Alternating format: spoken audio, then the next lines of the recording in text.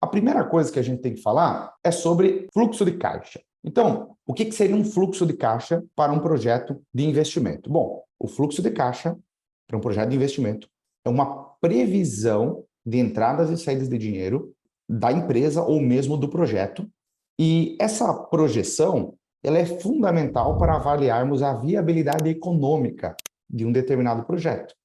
E se de fato esse determinado projeto vai gerar valor econômico para a organização. Vou resumir aqui. O fluxo de caixa vai nos ajudar a projetar o resultado que a empresa ou que esse projeto gerará para a empresa. E se tal projeto irá incrementar o valor econômico da empresa ou não. Vai fazer sentido aos pouquinhos. Então, vamos pensar o seguinte, pessoal. Nós temos dois projetos, projeto A e projeto B. E a duração desse projeto é por um período de 5 anos, ok? Eu vou dar um zoom aqui para ficar melhor para vocês. Vamos imaginar o seguinte, que para nós fazermos o projeto A, vamos supor que é a compra de uma máquina ou de um equipamento. No ano zero, hoje, quando nós estamos fazendo o investimento, nós temos R$1.000, ou 100 mil, ou 1 milhão, ou o número que for, só para simplificar, R$1.000. Então, sai R$1.000 à vista para a compra de determinado equipamento. No ano 1, o fato de termos investido nesse equipamento vai gerar 800 de fluxo de caixa positivo. Então, no ano 0 sai 1.000 da empresa, no ano 1 retorna 800. No ano 2 retorna 500, 300, 100 e 50. Então, essa é a nossa projeção de fluxo de caixa. E o ponto aqui do fluxo de caixa é que esse é só o saldo, ok? Não significa que vai entrar R$800 ao longo do ano. Não, significa que vai entrar algum valor ao longo do ano, vai sair determinado valor ao longo do ano, e o saldo de entradas menos saídas é 800, ok? Imagina que esse determinado projeto é a compra de uma impressora para a sua gráfica, por exemplo.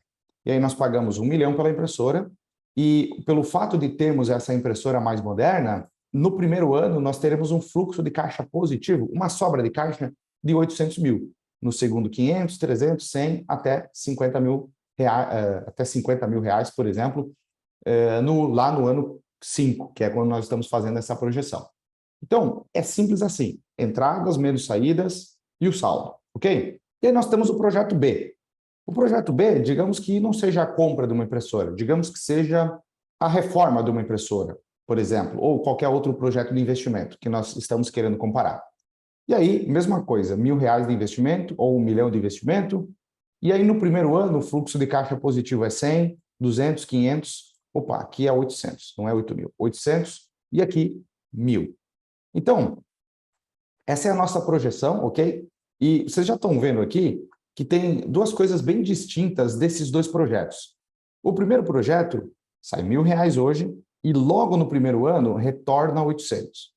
Ou seja, o retorno é muito grande. E depois é um retorno decrescente ao longo do tempo.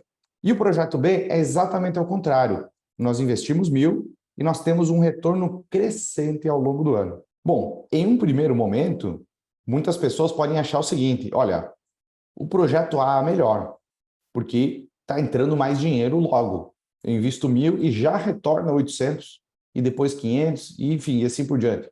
Agora, o projeto B, parece que o retorno demora mais, né? E aí eu tenho lá R$1.000 em algum momento no futuro. Olhando só por esses dados e fazendo só as contas, nós não podemos ter certeza de qual é o projeto. Nós não podemos simplesmente fazer isso que eu fiz, é errado, simplesmente somar esses dois projetos. Olha, o projeto A vai dar 1.750 e o projeto B vai dar 2.600. Por quê? Pelo fato de somarmos esses dois fluxos de caixa, esses dois projetos, nós estamos desconsiderando uma série de fatores importantes para a tomada de decisão. E é justamente sobre tais fatores que eu vou começar a explicar a partir de agora. O primeiro fator que nós estamos desconsiderando, quando nós simplesmente fazemos uma soma, como eu acabei de fazer, é chamado de TMA. Um nome um pouco estranho, mas não se assuste, é relativamente simples. A TMA é a taxa mínima de atratividade de determinado projeto. A taxa mínima de atratividade é uma medida que visa identificar o mínimo que determinado projeto deve gerar para poder gerar valor econômico para o empreendimento. Ou seja, lembra que aqui na introdução eu falei que por que analisar investimentos? Porque nós queremos garantir que tais investimentos gerem valor econômico, incremental para a empresa. Então, se nós queremos gerar valor econômico incremental para a empresa, nós precisamos saber qual é a taxa mínima de atratividade para, a partir daí, gerar valor econômico incremental. A taxa mínima de atratividade, segundo o professor Fabrício, é como se fosse, ele falou, um sarrafo. Você tem uma barra que está alta, e quanto mais alta essa barra, quanto mais baixa, quanto mais alto esse sarrafo, mais difícil é transpor essa barreira. Ou seja, o objetivo de um projeto não é simplesmente gerar algum valor, é gerar valor incremental. E para gerar valor incremental, nós precisamos saber determinar qual é a taxa mínima de atratividade dos projetos. Ou seja, nós precisamos definir qual é a altura em que nós vamos colocar o projeto. A partir daí, começaremos a gerar valor incremental. Então, pessoal, para definirmos a taxa mínima de atratividade, nós precisamos de dois fatores. Primeiro, de uma taxa livre de risco, ok? E o segundo, um prêmio pelo risco. O que seria uma taxa livre de risco? Nesses exemplos, você tem três opções: investir no projeto A, investir no projeto B, investir em... na verdade tem quatro. Investir no projeto A, investir no projeto B, investir em um outro investimento, em um CDB, por exemplo, livre de risco, ou não fazer nada. Então, você tem quatro opções. Para nós definirmos se nós vamos, primeiro, investir em algum projeto e, segundo, investir em qual dos dois projetos, nós temos que ter a taxa mínima de atratividade. Para definirmos a taxa mínima de atratividade, primeiro, nós precisamos ter qual é a taxa livre de risco. O que é a taxa livre de risco? Imagina que você decidiu não investir nem no projeto A e no projeto B. Decidiu deixar o seu dinheiro no banco, em um CDB, por exemplo, ou em um Tesouro Selic com vencimento para daqui 5 anos, que é o mesmo período do projeto. Então, você vai fazer um investimento hoje e vai retornar esse investimento lá no futuro. Quanto esse CDB, ou quanto esse Tesouro Selic, ou quanto esse Tesouro Direto remuneraria você, investidor ou a empresa? Nesse exemplo, eu estou usando 12% de remuneração líquida ao ano, ok? Então, concorda que se um projeto de investimento gerar 12% líquido, não vale a pena determinado projeto, porque se eu tiver que comprar uma máquina e aí tal máquina vai gerar apenas 12% de taxa de retorno, eu simplesmente não vou ganhar nada. Porque se eu tivesse deixado meu dinheiro em um Tesouro Selic, eu não correria risco nenhum. Então não faz sentido eu comprar uma máquina para ter 12% e correr risco, por exemplo, dela quebrar ou ou do fluxo de caixa não se concretizar no futuro.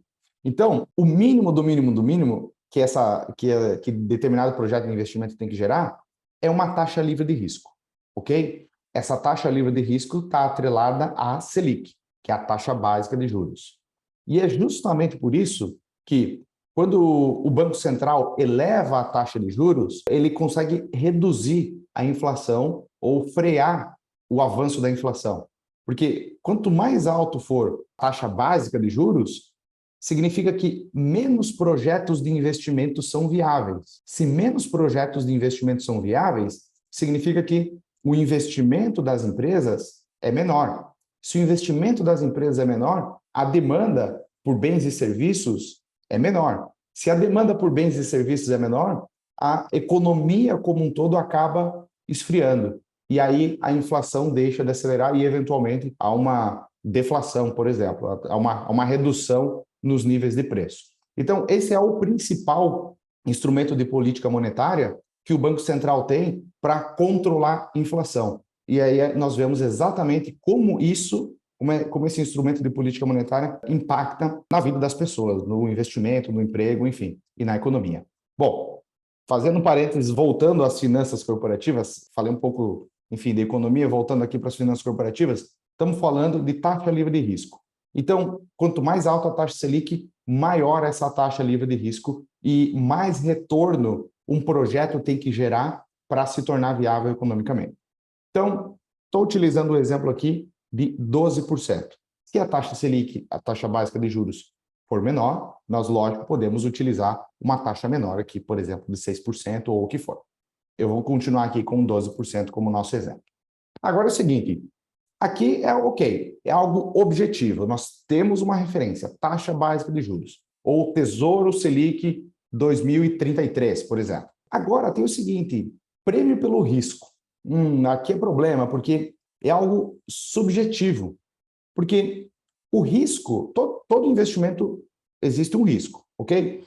E o risco dos investimentos, eles estão atrelados também a quanta competência você tem para operar ou para fazer determinado investimento. Por exemplo, o Nilson Wagner. O Nilson aqui, o meu amigo e cliente da consultoria, ele tem uma loja de tintas e ele está há muito tempo nesse mercado.